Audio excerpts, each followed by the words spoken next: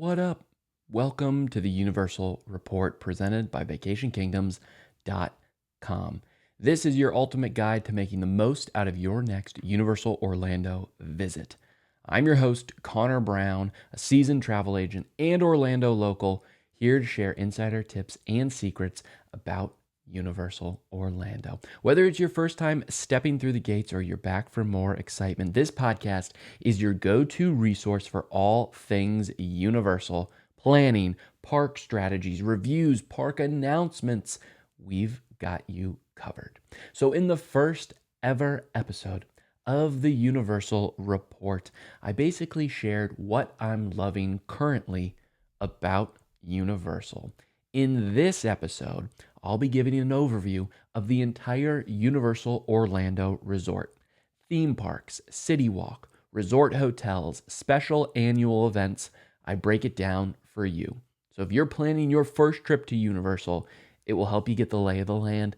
And if you're coming back for another trip, this will be a great refresher and might even open your eyes to areas of the resort you've never experienced before.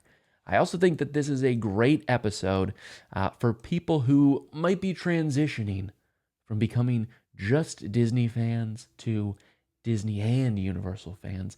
That was my story that I kind of shared in the first episode of the Universal Report. And I know that there's a lot of aspiring, I guess you could say, Universal fans out there, people that want to give it a go, want to give it a first try. This might kind of open it up to just where you understand what the resort actually is. You might know that there's Harry Potter and there's Minions and stuff like that, but that might be your extent of knowledge of Universal. I think this episode is really going to break down the barriers to understanding what exactly the Universal Orlando Resort is. So we're going to talk, where is it in Orlando?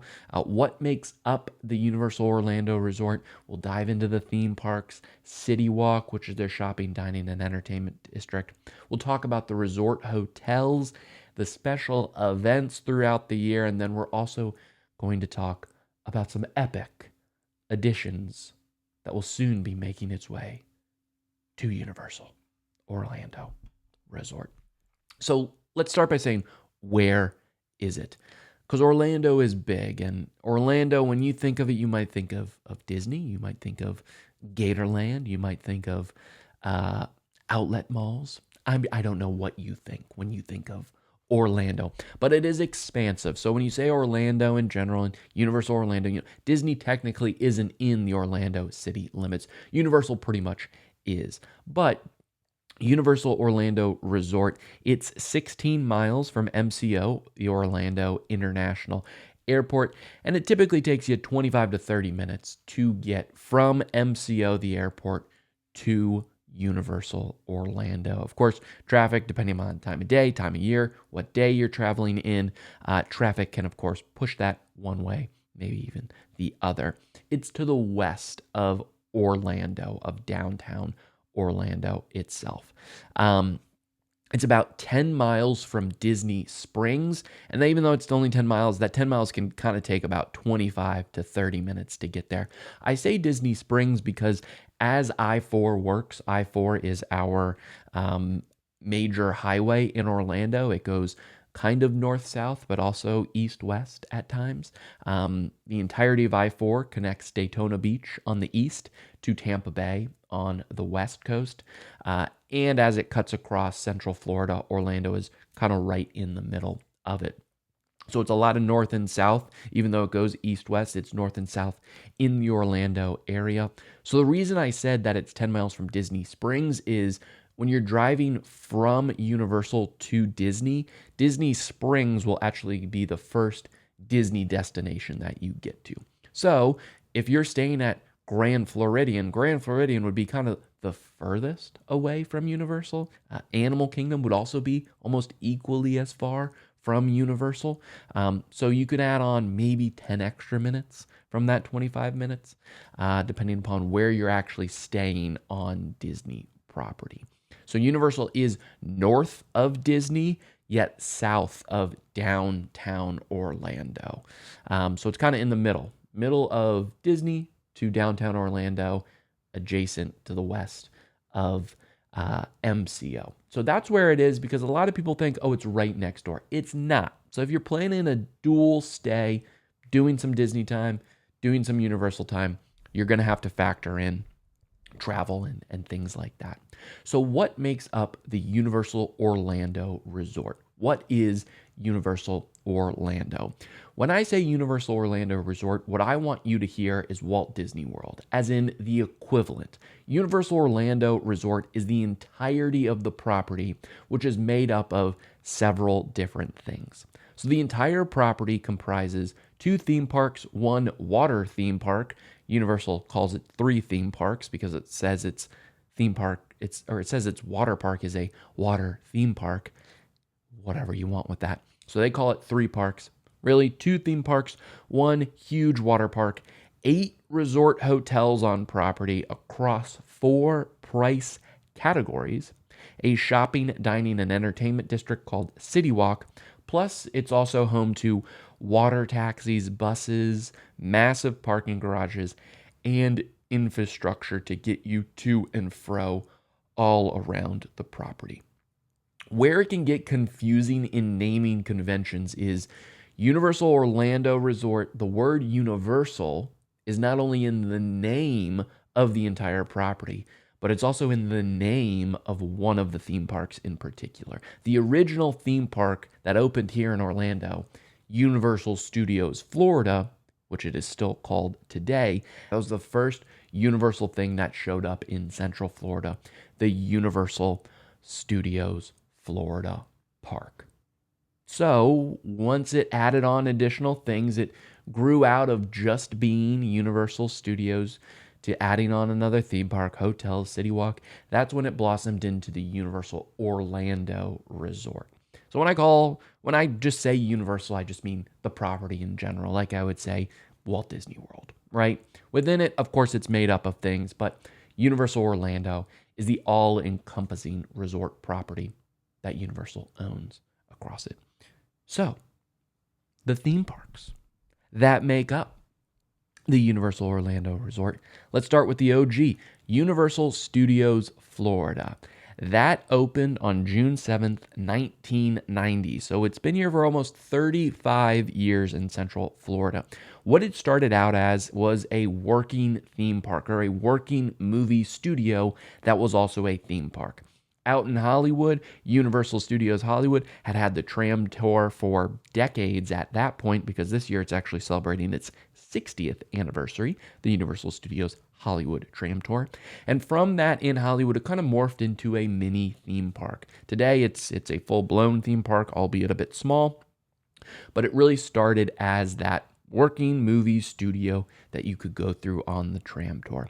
Universal wanted to take that concept and build something from ground up that revolved more around the theme park idea, or at least that's what it attempted to be, a working movie studio. That's what it attempted to be.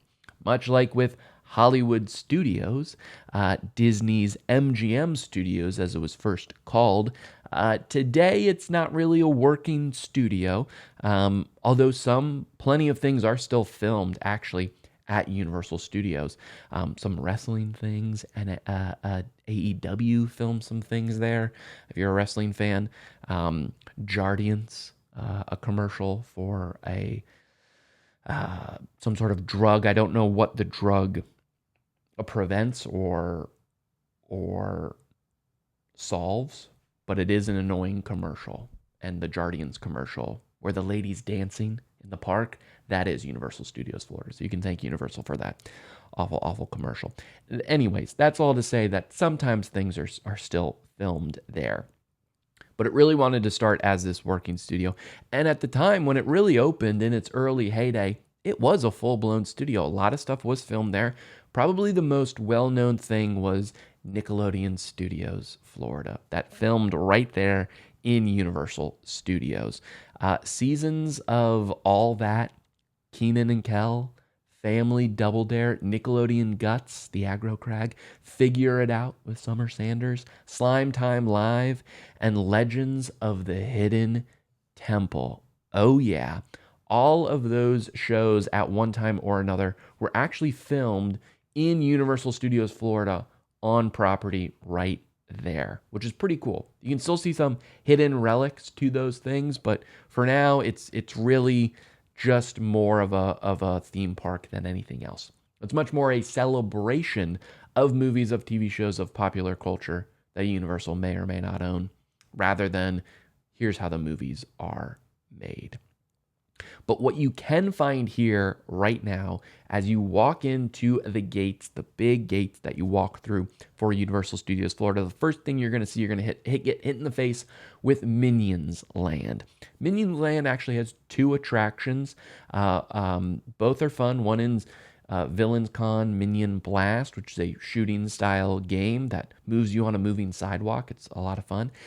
The other is Despicable Me Minion Mayhem. That is a motion simulator attraction, very popular with the families. There's also a quick service Minions Cafe, a bakery, Bake My Day. There's also a meet and greet location there where you can meet some Despicable Me characters, but also some Illumination characters as well. So characters from Sing, those sorts of films that Illumination also has made. So Minions Land is relatively new, opened up within the last couple of years, but the newest land at Universal Studios Florida is DreamWorks Land. There you can meet Shrek in his swamp, and it is a lot of fun. Donkey's there, sometimes Princess Fiona is there as well. Additionally, within this land, there's a DreamWorks show that features characters from Shrek, Kung Fu Panda, Trolls, those sorts of characters. There's also a Kung Fu Panda area where you can learn karate, kung fu from Po himself. And there's a troll section in DreamWorks Land featuring the Troller Coaster, a little kiddie coaster, as you could say. I love it. It's really well done. It's a great area for the little ones because Universal Studios, and even the other theme park, Islands Adventure, doesn't have a whole lot of kids stuff. It's definitely geared more towards the preteens and the teens, but it is adding on more stuff for that longer age gaps that families might have to entice others to come as well. In addition to those two lands, you're going to find properties like Men in Black, Alien Attack, Revenge of the Mummy roller coaster. Simpsons Springfield Land is here featuring the Simpsons ride, which I do not recommend. You should not go on the Simpsons ride. But you know what you should do? You should go grab a Duff beer, perhaps a Duff Dry, at Duff Gardens, which is a great place to grab a beer. One of my favorite places to grab a beer. But probably the most well-known area of Universal Studios Florida is Diagon Alley, their Wizarding World of Harry Potter land that they have there. They only have one attraction in Diagon Alley. It's Escape from Gringotts. Awesome attraction. You have to go on it. But there's plenty of other things to see and do. It's the London waterfront, so when you're looking at it, it doesn't look like anything Harry Potter. But through magic, through wizardry, through all that fun stuff, you'll actually be able to go into Diagon Alley just like in the first film or the book, if you read the books. The bricks will move and you'll walk into Diagon Alley and you're in the wizard world magically. There's a leaky cauldron, which is a great place to grab some food. Ice cream parlors, shops, plenty of shops. The Weasley Twins shop is in there. Plenty of places to cast spells. You can go to Ollivanders to potentially have a wand pick you, just like it does in the films. Then you can use that interactive wand to cast spells throughout the Wizarding World of Harry Potter land. Also in this section is Nocturne Alley, which is kind of where the dark wizards go. Little spooky. Pro tip, if it's really hot, go down Nocturne Alley. Great AC. Great AC down Nocturne Alley. They might be bad wizards, but boy, oh boy, do they know how to work the climate control. Yes, they do. Yes, they do. So that's Universal Studios Florida. One of the major rides there also is Rip Ride Rocket, high-intensity roller coaster. So there's plenty of thrills there. Also Transformers is there. Fast and Furious is there. Plenty to do in Universal Studios Florida. Really a celebration of great movies, television shows, that sort of thing. The second theme park to debut on Universal property is Islands of Adventure. And Islands of Adventure opened May 28th, 1999. It is right next to Universal Studios Florida. So unlike Walt Disney World, where everything you either have to take a bus, a monorail, a Skyliner, a boat to connect one theme park to the other, Universal Orlando, their current two theme parks, the standalone theme parks, are right next to each other. So you can bounce back and forth between them if you have a park-to-park ticket, which is Universal's equivalent of the park hopper. So they're right there, makes it super easy. It's all very, very, very compact. If you've ever been out to the West Coast in Disneyland, it's much like Disneyland Park and Disney California Adventure Park. They're right there next to each other. Islands of Adventure, the central point in Islands of Adventure is a large lagoon, and then there are, of course, islands around the lagoon. When it first started, each island was rooted in literature. That still kind of remains true as well, and I'll kind of explain it as we go. But islands in Islands of Adventure, so the lands within Islands of Adventure include Seuss Landing, where you can meet plenty of Dr. Seuss favorites. Lost Continent. Lost Continent is kind of going through a transitional phase, I would say. At times, this was kind of an homage to myths and legends of the past. So you would see things like Poseidon's Fury. That was a really cool attraction that used to be there. Sinbad, the Voyage of Sinbad, the stunt show, that used to be there. Dueling Dragons was a roller coaster that's no longer. That was an attraction there. So kind of this myth and legend kind of area, those sorts of stories. That's what Lost Continent was about. Then there is also Hogsmeade, which is the original Wizarding World of Harry Potter. Hogsmeade is it has Hogwarts Castle and then the town where they get to go to when they get breaks from school at a certain age at Hogwarts. Hogsmeade is really, really cool. A couple of attractions in this area include Forbidden Journey, which is inside Hogwarts Castle. Really cool attraction, not for the prone to motion sickness, though. There's Flight of the Hippogriff, which is a family-friendly roller coaster. And then there's the most popular attraction in all of Orlando, not just Universal, all of Orlando, which is Hagrid's Magical Creatures Motorbike Adventure, a spectacular, albeit thrilling, attraction that is a must-do, and that is very, very, very popular. So that's Hogsmeade. Right next to Hogsmeade is Jurassic Park, which has a combination of the classic Jurassic Park movies and the newer Jurassic World movies. Still based in literature, right? Just like Harry Potter was first books, Jurassic Park, Michael Crichton wrote the first few Jurassic Parks before they became films. Jurassic Park has three attractions worth noting. One is Jurassic River Adventure, a huge water ride. You get very, very wet. It's really cool, though, especially on a hot day. Velocicoaster is my favorite roller coaster, maybe anywhere. High intensity, reach speeds of up to 70 miles an hour. That ride is based more on the Jurassic World franchise versus the OG Jurassic Park. But if you like thrills, that is a can't miss. There's also Camp Jurassic, which is for the little kids. They have climbing areas. They also have pterodontal flyers, which you have to be a child and an adult to ride that ride. You can't ride it without a child. So I've never been on it because I have never stolen a child to try to ride that ride on. Have I attempted to steal a child so that I could ride that ride? We're going to go ahead and plead the fifth and move on to our next island. Before we get to our next island, in between Jurassic Park and the next island is also Kong Skull Island. I know that there's an island in that name, but it's not its own island, and this is getting really confusing. Kong Skull Island, it's just an attraction based on King Kong. Toon Lagoon is our next land in Islands of Adventure. Toon Lagoon is classic cartoons, right? Whether it's comic strip cartoons, whether it's like kind of Rocky and Bullwinkle, like those sorts of cartoons can be found there. And then there's also Marvel Superhero Island. Now, the important part to note about Marvel Superhero Island is it is home to some really awesome attractions. The Amazing Adventures of Spider-Man, the Incredible Hulk roller coaster, Storm Force accelerators, Doctor Doom's drop tower, some really cool attractions. The superheroes you're going to see in Marvel Superhero Island are all superheroes from the comic books of Marvel. So you're not going to see the characters, the superheroes stylized in the Marvel Cinematic Universe. This isn't Robert Downey Jr.'s Tony Stark Iron Man. This isn't, Tom Holland's Peter Parker. These are ones that are actually in the comics. Because again, when this park originally opened, it was all literature based.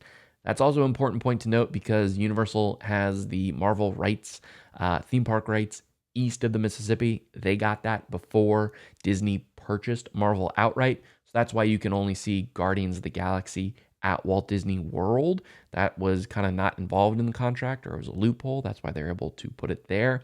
But all other kind of Marvel-owned entities you can see out in Disney California Adventure in Los Angeles, California.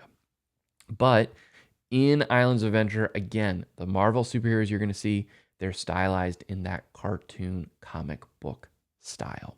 Something important to point out. One final thing about the proximity of Islands of Adventure and Universal Studios Florida is the Hogwarts Express. Like I mentioned, there is a Wizarding World of Harry Potter land in both theme parks. They are connected by the Hogwarts Express. In order to ride the Hogwarts Express, which is that train in the movies that took the kids from platform 9 3/4 to Hogwarts, in order to ride that and connect between both lands, you have to have a park-to-park ticket because it's taking you out of one theme park into the other theme park. Very cool experience, but again, you need that park-to-park ticket to actually ride the Hogwarts Express and get connected from one Wizarding World to the other Wizarding World. Now, our third quote-unquote theme park is Volcano Bay. And I say quote-unquote theme park because Universal refers to it as a water theme park. In reality, it's a water park, right? If I got to put on my bathing suit and put my Crocs on and go in there, it's a water park, right? It's a water park. But the important point to note about this is for ticket structure, if you purchase a 3-park ticket to Universal, your third park that you get access to currently is Volcano Bay. So they treat it like it's its own theme park for naming purposes, for ticket purposes, those sorts of things. That being said, if you purchase just a one-day ticket to Volcano Bay, it's significantly cheaper than purchasing a one-day ticket to either of the two actual theme parks. But let me say this about Volcano Bay, even though it's a water theme park, even though it's a water park, it's sensational. Without a doubt, I believe it is the best water park in all of Orlando, and Disney has some really cool ones in Blizzard Beach and Typhoon Lagoon, but I really, really, really love Volcano Bay. Volcano Bay opened May 25th, 2017. It's actually within walking distance from Cabana Bay Beach Resort or Aventura Hotel, which are two Universal-owned hotels. You can take buses from either from other hotels as well. If you're going there just for the day, you will have to park in the main parking garage where you would park for CityWalk or the two theme parks. They'll direct you to where you park for Volcano Bay. You'll park there, you'll go through security in the actual parking garage, and then you'll board a large bus, a shuttle, which will take you out of the parking garage and drop you at essentially the front gates to Volcano Bay. That's the only way you can kind of get there if you are a day guest to Universal. Once you get inside, you'll see this massive volcano. You can see the volcano from the highway, actually, and it's stunning. There's a wave pool, a huge wave pool at the base of the volcano. The volcano lights up at night. It spits out water. It's really, really, really cool. Probably the most popular attraction is Krakatoa Water Roller Coaster, which is a roller coaster meets water slide. You get very wet. It uses propulsion to kind of push you up waterfalls, I guess you could say. It goes through the volcano. It's a lot of fun. Additionally, they have some really great slides, drop slides where the floor comes out from underneath you at the top of the volcano. They have a kiddie area. They have family raft rides where there's a few to it. There's slides that end in a 6-foot drop. There's all sorts of intensity. You can also just sit on the beach right in front of the volcano. There's plenty of sitting and just go in the wave pool all the time. Two really cool things about Volcano Bay. One, they have a lazy river, which I think almost every water park should have, but then they have a fearless river. The fearless river goes a lot faster than the lazy river, and you're actually required, even if you're an adult, to wear a life vest in the fearless river. It's a lot of fun. You go really fast in some areas. You definitely can't relax in there, but it is enjoyable to do a couple laps in the fearless river, hop out, and then hop in the lazy river for a couple leisurely laps around the park as well. It truly feels like a tropical oasis, Volcano Bay, just in general. It's very lush, even though you can at times see the highway if you're walking upstairs for certain slides. You just feel immersed in this own tropical paradise. There's some good food options, there's some fun bar options. I really, really, really love it. An interesting thing about Volcano Bay is that every single attraction is virtual queue only. When you pass into the gates at Volcano Bay, you'll get a bracelet that is called a Tapu Tapu. You can't keep Tapu Tapu. It's only yours just for that day, the day that you're visiting Volcano Bay. And it's more like a watch than anything. It kind of looks like my Apple Watch a little bit, if I can get it on the screen, in that it's a square kind of shape. It has a face on it. You go up to the entrance of the line for whatever you want to ride. You Tapu Tapu, tap your bracelet to this little totem that they have outside. It will then reserve, quote unquote, your spot in line, and it will tell you how long you have to wait. So let's say you have to wait 40 minutes. All right, what do? You go on the lazy river, you go on the fearless river, you go in the pool. You also see other rides that don't have a virtual wait at that time. Not everything has to have a virtual wait, but most often a lot of them do have virtual waits. When they do, you tap your tapu, you get your reservation. Your bracelet will then start to vibrate. When it's your time to ride, you'll go, you'll tapu tapu, and you'll go through the line, and you'll wait about 10 to 15 minutes to get on the ride. I really like that. I like it because it is a virtual queue for everything for the most part. But I was just there in May. I took a day off. I went during a weekday, and nothing had a virtual wait. It was all pretty much a walk-on. So it all depends upon the time of year, how busy it is, those sorts of things.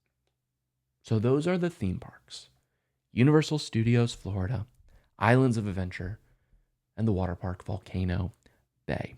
So beyond that, what else makes up the Universal Orlando Resort? Well, there's CityWalk. CityWalk is their shopping, dining, and entertainment district. When you come to Universal, if you're not staying at any of the Universal owned or operated resort hotels, you will park in this massive parking garage, or you'll get dropped off at the front of the parking garage if you're taking an Uber, a taxi, car service, those sorts of things. Where you get dropped, you will then merge with the people coming out of the parking garage, walking out of the parking garage. You'll go through security, and then you'll follow this pathway, and the pathway leads to the entrance of CityWalk. So if you're a day guest, to get to anything, you have to walk through a part of CityWalk. CityWalk ends at one point. It goes to the left, it goes to the right. You can go to the right and you'll walk into Universal Studios Florida. You can walk to the left, you'll walk into Islands of Adventure. So you kind of have to walk through portions of CityWalk to get to the theme parks if you want to. Again, if you're going to Volcano Bay, you'll park, you'll go to the bottom floor at the parking garage, and you'll get on a tram to go to Volcano Bay from there, and they'll guide you on all of that. So CityWalk leads you to the parks, leads you from the garage to the parks. Here, CityWalk has some Universal related stores, so you can purchase Universal goods, things like that. Has plenty of restaurants. 3 of my favorite restaurants are Vivo Italian Kitchen, great Italian food. I like it a lot. It's probably my go-to. That's the suggestion I would make if you want to have dinner in Universal CityWalk. Go to Vivo Italian Kitchen. Additionally, I like Cowfish, which is right next to Vivo. Cowfish has burgushi, which is like burgers and sushi. One fun thing is you can get a bento box with a sushi roll, a couple of little accoutrements, and then also a slider. So you get the best of both worlds: cheeseburger and some sushi. It's fun in there. It's a good vibe. And then there's also Margaritaville. Jimmy Buffett. How can you go wrong with Margaritaville, right? Other places like NBC Sports Grill and Brew, Toothsome Chocolate Emporium, Hard Rock Cafe, a lot of themed restaurants, I guess you could say. Additionally, they have like a fast food area where you can get a Burger King, a Whopper from the Whopper bar at Burger King, Panda Express, Moe's. There's a Starbucks in CityWalk as well. So there's plenty of places to eat. Additionally, there's the Hollywood Drive-In Mini Golf. And now they also have the Epic Universe Preview Center. Epic Universe will be the third theme park, don't count Volcano Bay, to come to Universal Orlando Resort. You can go in there right now to the preview center at CityWalk and see what's going to come with that theme park, which is really, really cool. So that's kind of the lay of the land when it comes to theme parks and CityWalk and getting to and fro. But Universal actually owns a lot of hotels, and people don't really realize this. They're all a joint venture. So Universal owns the property, owns the building. They're managed and run by Loews, which is a management group for a ton of high-end resort hotels all over the world. So it's a JV structure, but staying on site at a Universal hotel does get you plenty of perks. They're across 4 categories currently. So we'll start with the premier hotels. All the premier hotels, which if you equate this to Disney, these are the deluxe hotels. They are within walking distance to the 2 major theme parks and CityWalk. You can also take a boat from any of these premier hotels to get you to CityWalk, where you can then go into the theme parks as well. They additionally have buses to Volcano Bay. The 3 hotels in the premier category at Universal are Loews Portofino Bay Hotel. This is themed like Portofino, Italy. Very pretty. Has its own bay. Really, really cool. There's a Hard Rock Hotel. And then there's also Loews Royal Pacific Hotel. Loews, by the way, not the home improvement store. Different Loews, spelled differently. Loews Royal Pacific Resort. Think of a modern day Polynesian kind of vibe that you have there. The big, huge perk that you get staying at Premier, these 3 Premier hotels, is you get Universal Express Pass Unlimited included with your stay. What that means is you can go through the Express line, which is their Fast Pass, their Lightning Lane, on almost every single attraction as many times as you want for the length of your stay. It is a huge, huge, huge perk, time saver across the board. In addition to being so close, you're within walking distance, you'll save time that way on transportation, and you'll save time with that Express Pass Unlimited.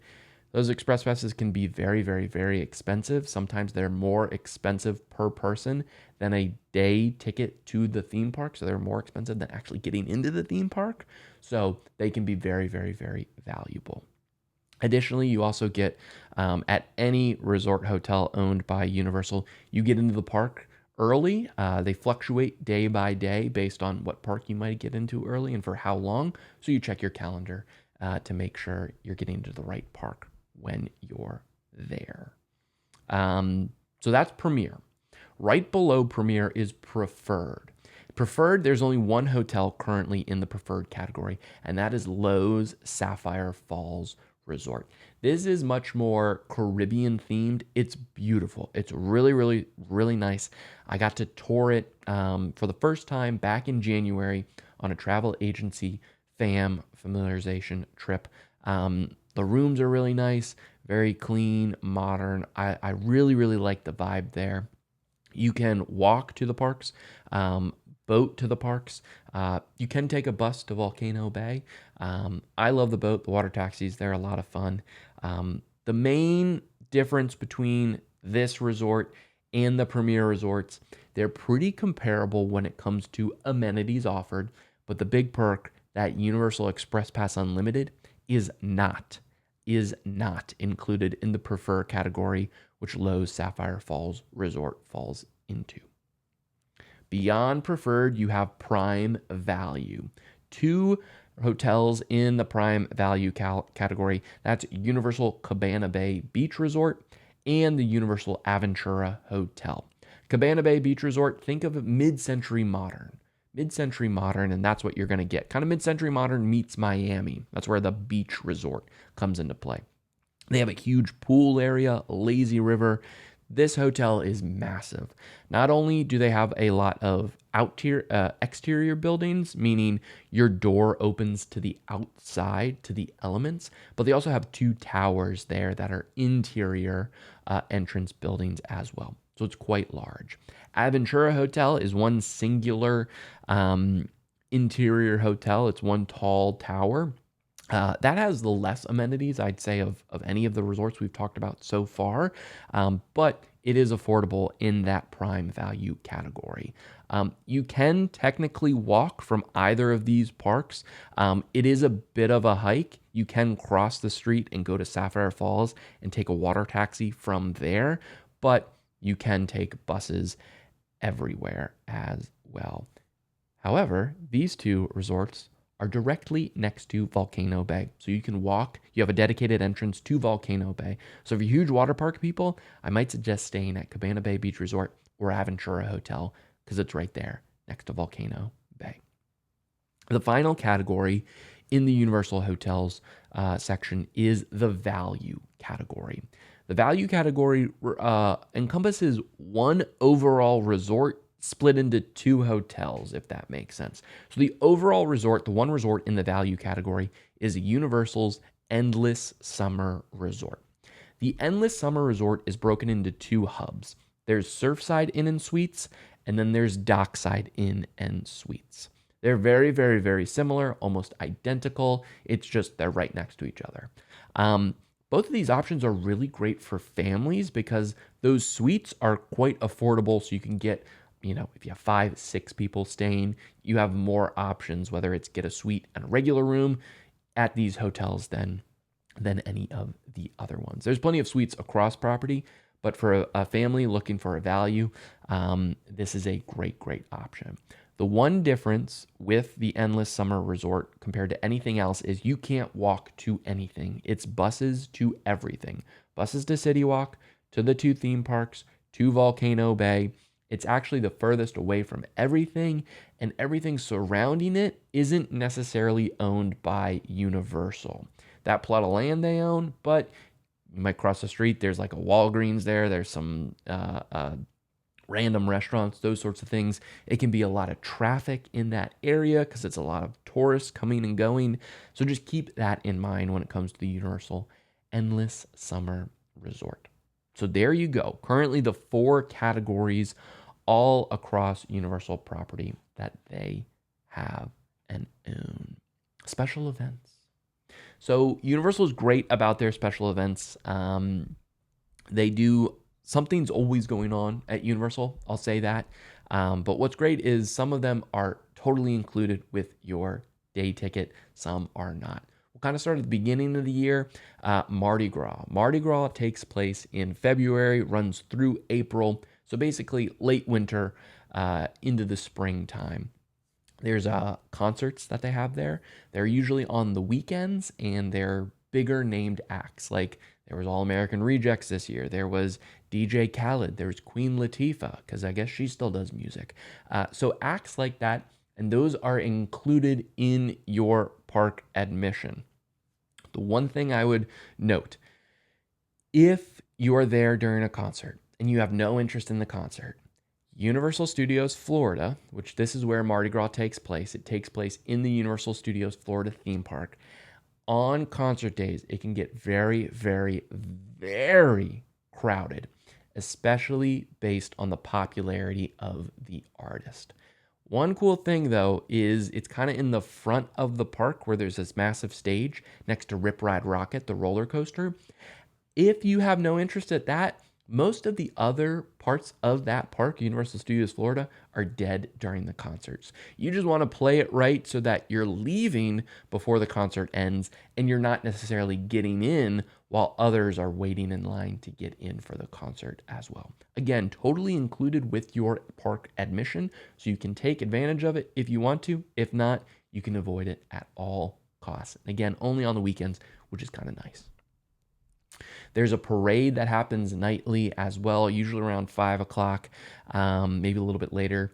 Universal has their own app, the Universal Orlando app. Download it, gives you show times, all sorts of stuff like that. The parade is Mardi Gras themed, so much like a parade in New Orleans, the floats are actually made by the same people that make floats for New Orleans, so it's that kind of vibe. There are also bead throwers on the floats, so you can catch a ton of beads. It's a lot of fun. If you want to ride on the float, you have the potential to do so. You can book a ride and dine package. They sell out very, very quickly, but it's basically you get a reservation at one of the restaurants on property. You eat there, you pay, and then you have a spot in the parade. Additionally, sometimes they open up a virtual queue each day to get onto a float, but that isn't always a guarantee. Either way, if you're just watching the parade and you're catching beads and stuff like that, it's a lot of fun. It's a lot of fun. There's also specialty foods throughout Universal Studios Florida. These are a separate cost, so you don't have to purchase them, but it's called the Carnival of Flavors, and there's food from all countries that celebrate the Mardi Gras theme, whether it's Mardi Gras, whether it's Carnival, whether it's Lent, I don't know. Those sorts of things. There's food all throughout. It's really, really cool. Great, fun time. Moving into the fall time, there's Halloween Horror Nights. Halloween Horror Nights takes place at Universal Studios Florida as well.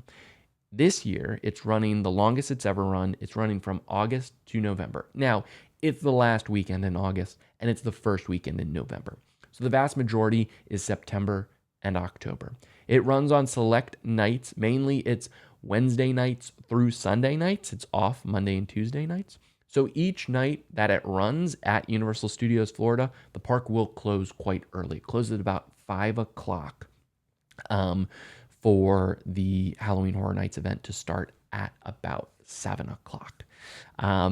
This is a specially ticketed event, meaning, unlike Mardi Gras, which was included with your park admission, you have to purchase a Halloween Horror Nights ticket to get into the park. You don't also have to purchase a day ticket to get into the park, unless you want to.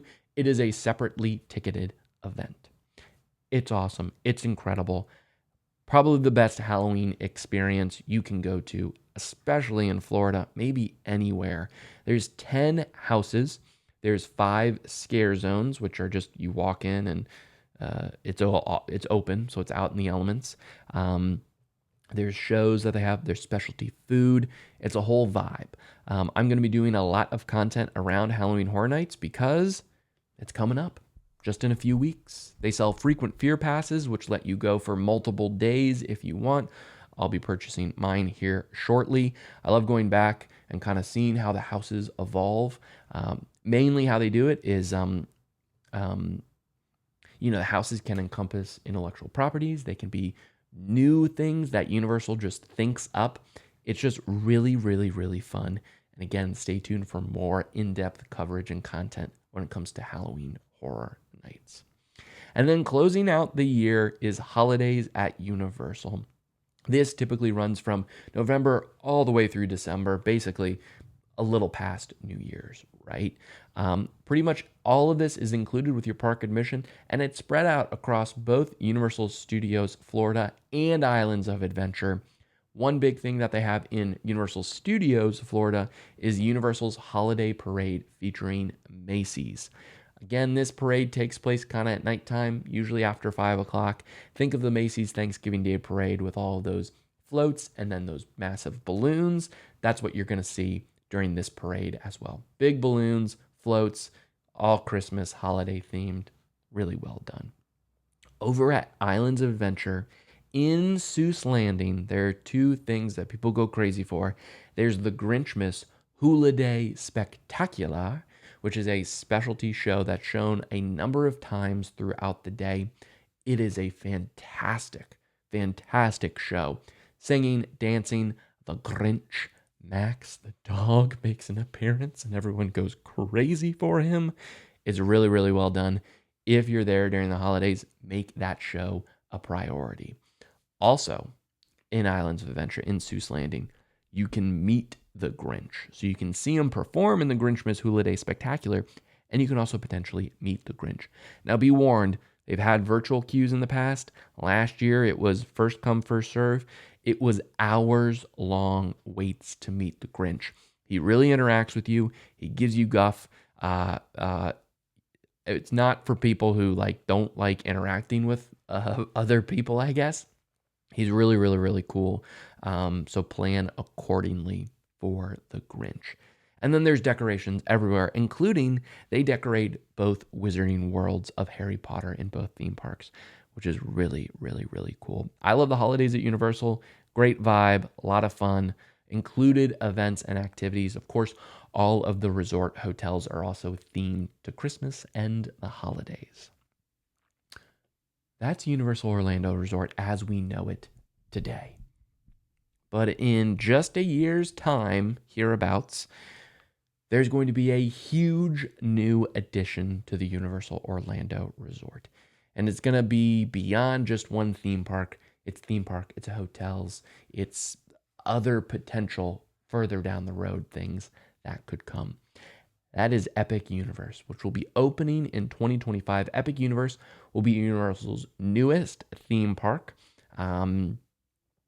It's going to be, for lack of a better term, epic. Epic.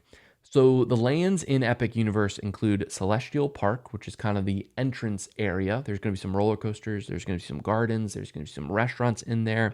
But really what people are clamoring about when it comes to Epic Universe are the themed lands, the portals that they're calling it. You'll enter each land via a portal and you'll be transported to this new world that is within Epic Universe. One land is Super Nintendo World, which is going to be the home to Mario, all those characters, as well as Donkey Kong Kingdom.